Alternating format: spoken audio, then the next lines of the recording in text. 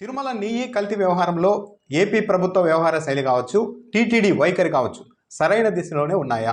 నిజాలు నిగ్గు తేల్చే విషయంలో అతి సామాన్యుడి బుర్రకు తట్టే ఆలోచనల్ని కూడా టీటీడీ కావచ్చు, రాష్ట్ర ప్రభుత్వ పోలీస్ శాఖ కావచ్చు ఎందుకు అమలు చేయడం లేదు?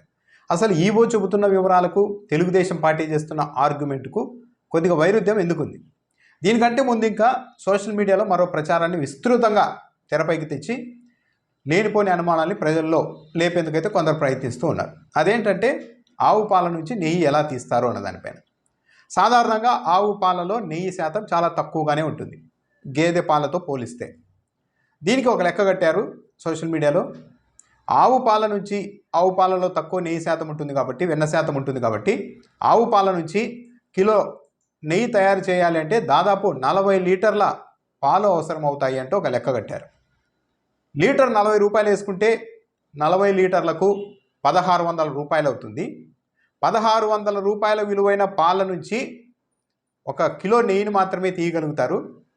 1600 రూపాయల విలువైన పాలు ఖర్చు చేసి ఒక కిలో నెయ్యి తీసి ఆ నెయ్యిని 400కి అమ్మితే ఎలా గిట్టుబాటు అవుతుంది? అంటే తప్పనిసరిగా అంతా కల్తీ చేసి అమ్ముతుంటారు. లేకుంటే 1600 రూపాయలు ఖర్చు పెట్టి 400 రూపాయలకి నెయ్యి ఎలా అమ్ముతారు అంటూ ఒక ప్రచారాన్ని చేస్తున్నారు. ప్రజల్ని కొందరిని తప్పుదారి పట్టించేందుకు. కానీ ఇక్కడ గమనించాల్సింది ఏంటంటే 40 లీటర్ల ఆవు పాల నుంచి ఒక కిలో నెయ్యి తీసినా ఆ పాలనేమి పక్కన పారబోయరు, వేస్ట్గా పక్కన పడేయరు. వెన్న తీసిన తర్వాత ఆ పాలను మళ్ళీ ప్యాకెట్లలో నింపి ఇళ్ళకు మనందరికీ మామూలు గృహ అవసరాలకు ఆ పాలనే ఆ డైరీలు విక్రయిస్తూ ఉంటాయి. వెన్న అన్నది, నెయ్యి అన్నది ఒక బై ప్రోడక్టే. కానీ మొత్తం కిలో వెన్న తీసిన తర్వాత ఆ 40 లీటర్ల పాలు ఎందుకు పనికి రాకుండా పోవడము, ఆ పాలను తీసుకెళ్ళి పక్కన పడేయడం లాంటిది ఉండదు. వెన్న తీసిన తర్వాత పచ్చిపాల నుంచి డైరీలో ఆ పాలనే ప్రాసెస్ చేసి ప్యాకెట్లలో నింపి అందరికీ అమ్ముతూ ఉంటారు. కాబట్టి 1600 రూపాయల పాల నుంచి కేవలం 400 రూపాయలు 1000 రూపాయల నెయ్యితో మాత్రమే వ్యవహారం నడవదు. ఆ పాలను దాదాపు అదే రేటుకి మళ్ళా గృహ అవసరాలకు వాడతారు, డబ్బులు వస్తాయి. నెయ్యి అన్నది అందులో భాగంగా ఒక అదనపు ఆదాయమే. ఆ విషయాన్ని గుర్తుపెట్టుకోవాలి. మొత్తం 40 లీటర్ల పాలు, కిలో వెన్న తీసిన తర్వాత నెయ్యి చేసిన తర్వాత ఆ పాలు ఎందుకు పనికి రాకుండా పోతాయి కదా. మరి అప్పుడు 1600 రూపాయల విలువైన పాలతో 400 రూపాయల నెయ్యిని ఎలా అమ్ముతారు అన్న లాజిక్ తప్పు. ఆ పాలని మళ్ళీ అమ్ముతారు, ఆ పాలను ఎక్కడా పారపోయారు. దాంతోపాటు అసలు దర్యాప్తు అన్నది సరైన దిశలో వెళ్తోందా? మొత్తం చిన్న కానిస్టేబుల్కి వ్యవహారం అప్పగించినా సరే దర్యాప్తు ఎక్కడి నుంచి మొదలు పెడతారు? ఒక నేరం జరిగితే దర్యాప్తు ఎక్కడి నుంచి మొదలవుతుంది? ఆ ఘటనా స్థలి నుంచి, ప్రాథమికంగా అందుకు బాధ్యులైన వ్యక్తుల నుంచి దర్యాప్తు మొదలవుతుంది. ఈ విషయంలో తిరుమలకు సప్లై చేసిన నెయ్యిలో జంతువుల కొవ్వు కలిపారు అని నిజమని టీటీడీ భావిస్తూ ఉంటే, రాష్ట్ర ప్రభుత్వం భావిస్తూ ఉంటే ఫస్ట్ ఎక్కడి నుంచి దర్యాప్తు మొదలు పెట్టాలి? ఆ నెయ్యిని సప్లై చేసిన ఏఆర్ డైరీ నుంచి మొదలు పెట్టాలి. వెంటనే రిపోర్ట్లో ఇలా జంతువుల కొవ్వు ఉంది అని తెలిసిన వెంటనే ఏం చేయాలి? టీటీడీ మొత్తం పోలీసుల్ని, విజిలెన్స్ని అప్రమత్తం చేయాలి. వీలైతే గంటల వ్యవధిలో ఆ డైరీ మీదకు దాడులు నిర్వహించాలి పోలీసుల ద్వారా. ఇంకా అలాంటి నెయ్యి ఏమన్నా ఉందా, అలాంటి కల్తీది ఏమన్నా ఉందా అన్నది అప్పటికప్పుడు తేల్చాలి. సరే, ఆ డైరీ పక్క రాష్ట్రంలో ఉంది, ఇలాంటి విషయాల్లో పక్క రాష్ట్రం వాళ్ళు కూడా సహకరిస్తారు. మీ రాష్ట్రంలో ఒక డైరీ ఇలా జంతువుల కొవ్వును కలిపిన నెయ్యిని తిరుమలకు సప్లై చేసింది, ఇంకా ఎవరెవరికి అలా చేస్తున్నారేమో, ఆ డైరీలో ఏం జరుగుతుందో తెలుసుకోవాలి అని అంటే ఏపీ పోలీసులు, టీటీడీ సిబ్బందితో పాటు తమిళనాడు పోలీసులు కూడా వస్తారు సహకారం అందించేందుకు. దీన్ని ఎవరు మా రాష్ట్రంలో ఉంది కాబట్టి మీరు రావడానికి వీల్లేదని ఏ రాష్ట్రము చెప్పదు. నిజంగా టీటీడీ ఈవోకి చిత్తశుద్ధి ఉంటే ఎంత సింపుల్గా చెప్తున్నారు ఆయన నిన్న ప్రెస్ మీట్లో. మేము వాళ్ళ కాంట్రాక్టును రద్దు చేశాం, జరిమానా విధించేందుకు సిద్ధమయ్యామని చెప్తున్నారు.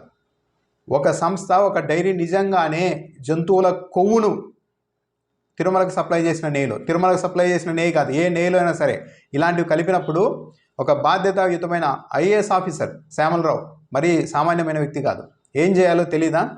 పోలీసులకు ఫిర్యాదు చేయాలి కదా. గంటల వ్యవధిలో వీలైతే ఆ డైరీని సీజ్ చేయించాలి కదా, మొత్తం తనిఖీలు నిర్వహించి ఏమేమి ఉందని తేల్చే వరకు. 2 నెలలైనా కూడా ఆ పని ఎందుకు చేయలేదు? ఇంత ఘోరం జరిగితే సింపుల్గా మేము వాళ్ళ కాంట్రాక్ట్ రద్దు చేస్తున్నాం, నెయ్యిని తీసుకోవడం లేదు అంటే మేము తీసుకోం కానీ దేశం మొత్తం వాళ్ళు సప్లై చేసుకోవచ్చనేనా? అదేనా ఒక బాధ్యతాయుతమైన వ్యక్తులు మాట్లాడే పద్ధతి? తిరుమలకే కాదు, అలాంటి నెయ్యి ఎక్కడికి వెళ్లకుండా చర్యలు తీసుకోవాలి కదా. పోలీసుల్ని విజిలెన్స్ని అంత రంగంలోనికి దింపి సీజ్ చేయించాలి కదా, చేయించలేదు. పైగా నిన్న ఆ ఏఆర్ డైరీకి సంబంధించిన మహిళా ప్రతినిధి చెప్తూ ఉన్నారు, మేము కల్తీ చేయలేదు, మేము తిరుమలకు ఆ నెయ్యిని పంపించే ముందే ల్యాబుల్లో టెస్ట్ చేయించి ఆ సర్టిఫికేట్లను కూడా టీటీడీ అధికారులకు అందజేశాం. మేము ఆ సర్టిఫికేట్లు అందజేసిన తర్వాత టీటీడీ నుంచి ఎలాంటి ఈ వ్యవహారంపై ఎలాంటి వివరణ లేదు, అటువైపు నుంచి ఎలాంటి స్పందన లేదని చెప్పారు. నిజంగానే జంతువుల కొవ్వు కలిపి ఉంటే చాలా సీరియస్ మ్యాటర్ కదా. ఆ ఏఆర్ డైరీ నుంచి ఆ సర్టిఫికేట్లు ఇవ్వగానే ఎందుకు మౌనం ఆశ్రయించారు? ఆ సర్టిఫికేట్లతో ఒక సమాధానం పడిపోయిందే టీటీడీ రాష్ట్ర ప్రభుత్వం? వాళ్ళ ఆ సర్టిఫికేట్ క్వాలిటీ మాది నెయ్యి అని సర్టిఫికేట్ సమర్పించిన తర్వాత కూడా ఇటువైపు నుంచి కూడా ఇంకా దర్యాప్తు జరగాలి కదా, వెంటనే వెళ్ళి తనిఖీలు చేయాలి కదా. మరి ఎందుకు చేయలేదు? ఎందుకు చేయలేదు అంటే దీన్ని పూర్తిగా రాజకీయ కోణంలోనే ఫైర్ చేయాలనుకున్నారు. అలాగే ఫైర్ చేశారు ఏపీ ముఖ్యమంత్రి చంద్రబాబు నాయుడు. ఆ రిపోర్టును తెలుగుదేశం పార్టీ కార్యాలయంలో రిలీజ్ చేశారు 2 నెలల తర్వాత. అదే టీటీడీ అధికారులు రిలీజ్ చేసి ఉంటే ఆ వ్యవహారం డైరీ వైపు వెళ్ళేది, డైరీకి సంబంధించిన వ్యవహారంగా మారేది. అలా మారకూడదు, ఇది రాజకీయ కోణంలోనే వెళ్ళాలి, జగన్మోహన్ రెడ్డిని రాజకీయంగా దెబ్బ కొట్టాలి అన్న ఒక ఆలోచనతోనే తెలుగుదేశం పార్టీ అధికార ప్రతినిధి ఆనం వెంకటరమణారెడ్డి ద్వారా ఈ వ్యవహారాన్ని బయటికి తెచ్చి ఫస్ట్ దీన్ని జగన్మోహన్ రెడ్డి దగ్గరుండి ఈ పని అంతా చేయించారు అన్న ఒక ఇంప్రెషన్ని సమర్థవంతంగా సృష్టించి ప్రజల్ని పూర్తి స్థాయిలో తప్పుదావ పట్టించే ప్రయత్నం చేశారు, పెట్టారు. కేవలం రాజకీయ కోణంలోనే, కేవలం రాజకీయ ప్రయోజనాల కోసం చేసిన ఈ కార్యక్రమం వల్ల ఈరోజు ఎంతమంది మనోవేదనకు గురవుతూ ఉన్నారు. 2 నెలలు అసలు ఏమీ చేయకుండా ప్రభుత్వం ఎలా ఉంది? రిపోర్టు అంత తీవ్రమైన అంశాలు ఉన్నట్టు, జంతువుల కొవ్వు ఉన్నట్టు రిపోర్ట్ వస్తే 2 నెలల పాటు ప్రభుత్వం మౌనంగా ఉందంటే దీనికి కారణం ఏంటి? సరిగ్గా చంద్రబాబు నాయుడు పాలన 100 రోజులు పూర్తి చేసుకున్న కార్యక్రమం సందర్భంగానే ఆ రోజే ఈయన చంద్రబాబు నాయుడు ఈ విషయాన్ని బయటకు ప్రకటించారు.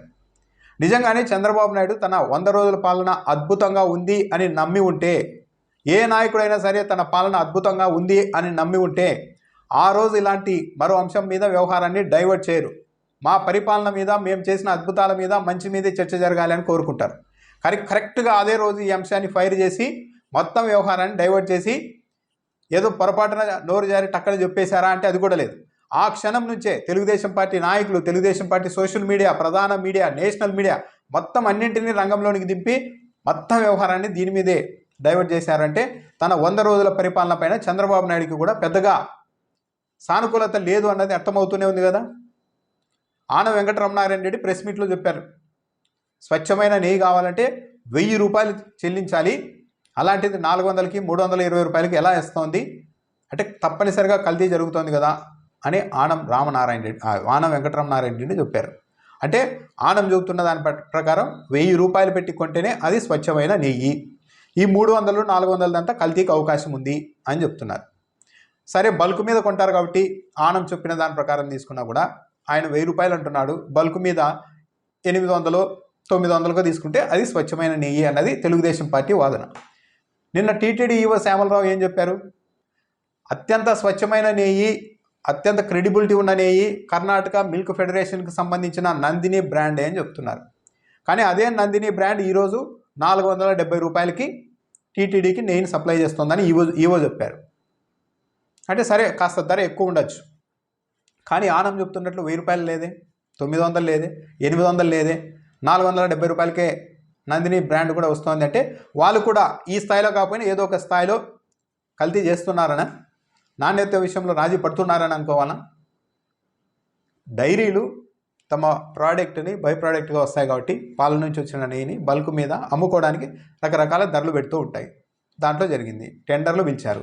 ఇప్పుడు అందరి ప్రశ్న ఏంటి అంటే, సరే ధర్మారెడ్డి కామన్ సెన్స్ వాడలేదు, అంత తక్కువ ధరకు నెయ్యి వస్తుందంటే క్వాలిటీ విషయంలో రాజీ పడతారు అన్న సెన్స్ని ఆయన ప్రయోగించలేకపోయారు. ఇప్పుడు టీటీడీ ఏం చేస్తుంది? 6 నెలలకు ఒకసారి టెండర్ పిలుస్తుందా? తక్కువ కోట్ చేసిన వారికే ఆ నెయ్యి సప్లై టెండర్ ఇస్తుందా? లేకుంటే ఎక్కువ ధర చెల్లిస్తేనే ఎక్కువ ధరకు కోట్ చేసిన వాళ్ళదే నాణ్యమైన నెయ్యి అని చెప్పి ఎక్కువ ధరకు చెప్పిన వాళ్ళకే ఇస్తుందా? ఇక టెండర్లు పిలవదా? ఏ పద్ధతిని ఫాలో అవుతారు అన్నదానిపైన కూడా సమాధానం రావాల్సి ఉంది. నందిని డైరీని నందిని బ్రాండ్ని కావాలని తప్పించారని ఒక ఆర్గ్యుమెంట్ను చేస్తూ ఉన్నారు. కానీ 2015 నుంచి 2018 అక్టోబర్ వరకు తెలుగుదేశం పార్టీ హయాంలో కూడా ఈ నందిని బ్రాండ్ నెయ్యి తిరుమలకు సప్లై కాలేదని మాజీ సీఎం జగన్మోహన్ రెడ్డి చెప్తున్నారు. మరి దానికి సమాధానం ఏంటి చెప్తారు? ఏం చెప్తారు? అప్పుడు ఎందుకు తప్పించారంటే టెండర్ని దక్కించుకోలేకపోయింది కాబట్టి తప్పించారని చెప్తారు. ఇప్పుడు అదే జరిగింది. అసలు తిరుమలకు వచ్చిన ఈ ఏఆర్ డైరీకి సంబంధించిన ట్యాంకర్లలో కల్తీ అయిందన్నది ఓవరాల్గా చెప్తున్న మాట.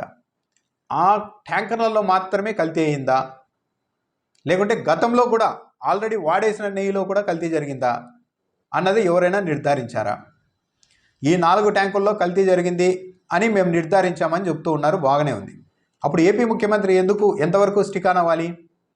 ఇలా 4 ట్యాంకర్లలో ఇలాంటి కల్తీ జరిగిన నెయ్యిని తెచ్చారు, మేము వెనక్కు పంపించాం, ఇలాంటి దుర్మార్గం జరగబోయింది అని చెప్పాలి. కానీ చంద్రబాబు నాయుడు ఏ ఆధారాలతో ఏకంగా స్వామివారి ప్రసాదంలో జంతువుల కొవ్వును కలిపి మరీ సప్లై చేశారు, ప్రసాదం అందజేశారు అని ఎలా నిర్ధారించారు?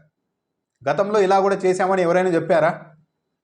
ఈ 4 ట్యాంకుల వరకు అయితే పరీక్షలు చేశాం కాబట్టి తేలిందని చెప్పొచ్చు. బాధ్యతాయుతమైన ముఖ్యమంత్రి అయితే ఇలాంటి నెయ్యి వచ్చింది ఆపామని చెప్పాలి. అలా కాకుండా గతంలో ఇలా జంతువుల కొవ్వు కలిపి మరీ సప్లై చేశారు అని చెప్పడం రాజకీయ దురుద్దేశం కాదా? లేనిపోని అపోహల్ని సృష్టించడం కాదా? లేదు నిజంగానే అప్పట్లో కూడా ఇలా జరిగిందంటే ఆ ఆధారాలు ఏంటి చూపించాలి కదా ముఖ్యమంత్రి హోదాలో. కేవలం జగన్మోహన్ రెడ్డిని, వైఎస్ఆర్ కాంగ్రెస్ పార్టీని, జగన్మోహన్ రెడ్డికి ఒక విషయం తెలుసు, ఇలాంటి విషయాల్లో తన పరిస్థితి చాలా సున్నితమైన అంశమని, సున్నితమైన పరిస్థితి తనదని జగన్మోహన్ రెడ్డికి ఆ సెన్స్ ఉంది. అలాంటప్పుడు కోట్లాది మంది హిందువులు ఓట్లు వేస్తేనే తాను ముఖ్యమంత్రి అవుతాను అన్న సెన్స్ కూడా జగన్మోహన్ రెడ్డికి ఉంది. అలాంటప్పుడు ఇలాంటి విషయాల్లో ఇలాంటి చిల్లర పనులు చేసి మొత్తం హిందువుల్ని వ్యతిరేకం చేసుకొని ఏం సాధించాలని ఇలాంటి ఆలోచన చేసి ఉంటారు జగన్మోహన్ రెడ్డి. జగన్మోహన్ రెడ్డి కాదు, ఏ ముఖ్యమంత్రి అయినా, బుద్ధున్న ఏ ముఖ్యమంత్రి అయినా ఇలాంటి పనులు చేస్తారా? తిరుమల నెయ్యిలో కల్తీ చేయండి అని జగన్మోహన్ రెడ్డి చెప్పి ఉంటారా? చెబితే దానివల్ల నష్టం అన్న విషయం ఆయనకు తెలియదా? అసలు అలాంటి సాహసం చేస్తారా ఇలాంటి రాష్ట్రంలో, ఇలాంటి దేశంలో? ఈవో కావచ్చు, చైర్మన్లు కావచ్చు, వాళ్ళైనా సరే అంత ధైర్యం చేయగలుగుతారా? తెలిస్తే వ్యవహారం బయటకు వస్తే, నిజం బయటకు వస్తే ఏం జరుగుతుంది అన్న భయం వాళ్ళకు ఉండదా? అతి తీవ్ర పరిణామాలు ఉంటాయన్న విషయం వాళ్ళకి తెలియదా? కాబట్టి వాళ్ళు ఏమన్నా చేయమని చెప్పింటారా? ఎవరు చెప్పి చేయరు ఇవి. ఇదంతా తేలాలి అంటే ఫస్ట్ జగన్మోహన్ రెడ్డి నాటి ఈవోలో, చైర్మన్లో కాదు, ఫస్ట్ ఆ ఏఆర్ డైరీ దగ్గరికి వెళ్ళి ఉండాల్సింది. అది కూడా ఈరోజు కాదు, ఆ రిపోర్ట్ వచ్చిన మరుసటి రోజే దాడి చేయాల్సింది ఆకస్మికంగా. అప్పుడు ఇంకా ఏం జరిగింది అనేది బయటకు వచ్చేది. 2 నెలలు ఈ వ్యవహారాన్ని బయటికి రాకుండా పెట్టి 2 నెలల క్రితం ఇదే ఈవో వెజిటబుల్ ఫ్యాట్ కలిసిందని చెప్పి ఈరోజు మాత్రం జంతువుల కొవ్వు కలిసింది అని చంద్రబాబు నాయుడు చెప్పిన తర్వాత ఈవో కూడా అదే మాట మాట్లాడుతున్నారంటే ఎందుకు నిజాలు దాచాలనుకున్నారు? ఆ రోజే ఎందుకు చెప్పలేదు?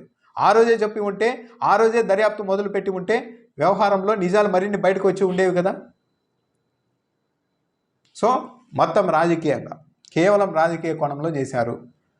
చంద్రబాబు నాయుడు కనుక్కున్నారు జగన్మోహన్ రెడ్డి వీక్నెస్ ఏందని.